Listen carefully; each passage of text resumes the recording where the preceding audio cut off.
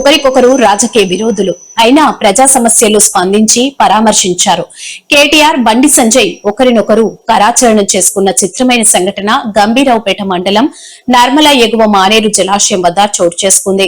జలాశయం వద్ద చిక్కుకున్న పశువుల కాపర్లను కాపాడిన అనంతరం పరామర్శించడానికి వచ్చిన ఇద్దరు కరాచరణం చేసుకుని ఒకరినొకరు బాగోగులు అడిగి తెలుసుకున్నారు. దీంతో అక్కడే ఉన్న ఇరు పార్టీల నాయకులు, కార్యకర్తలు వారి నాయకుల పేర్లతో జై అంటూ నినాదాలు చేస్తారు.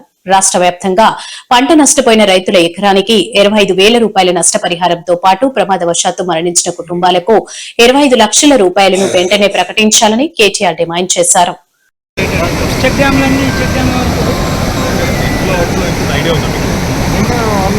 హలో నర్మదా గారు అన్న